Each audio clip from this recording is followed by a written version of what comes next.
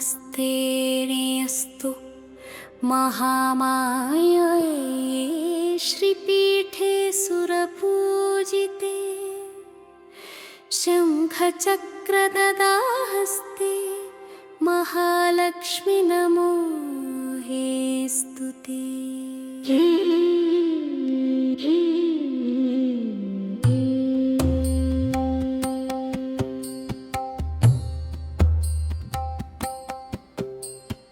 नमस्ते गरुडारूढे कोलासुरभयङ्करी सर्वपापहरे देवी महालक्ष्मी नमोस्तुते।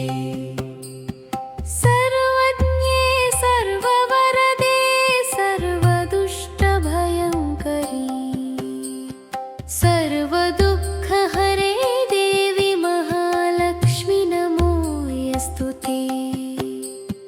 सर्वज्ञे सर्ववरदे सर्वदुष्टभयङ्करी सर्वदुःखहरे देवी महालक्ष्मी नमोस्तुते।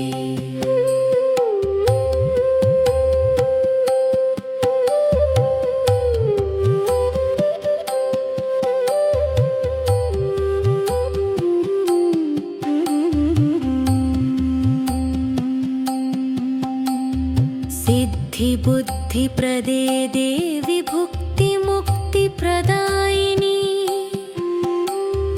मन्त्रमूर्ति सदा देवी महालक्ष्मी नमोस्तुते। आद्यन्तरहिते देवी आदिशक्ति महेश्वरी योगज्ञे योगसम्भूते महालक्ष्मी नमोस्तुते। स्थूलसूक्ष्ममहारौद्रे महाशक्ति महोदरे महापापहरे देवी महालक्ष्मी नमोस्तुते।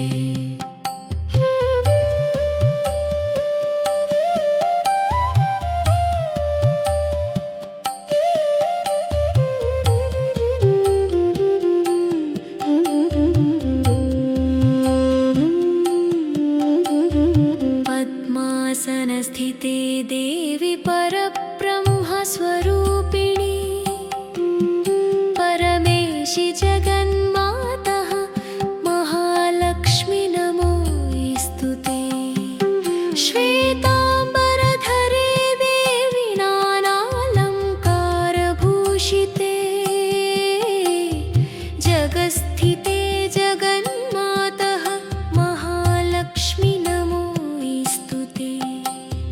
महालक्ष्म्यष्टकं स्तोत्रं यहि पठेद् भक्तिमान् नरः सर्वसिद्धिमवाप्नोति राज्यं प्राप्नोति सर्वदा। एककाले पठेन् नित्यं महापापविनाशनं द्विकालं यः पठेन् नित्यं धनधान्यसमन्वितः।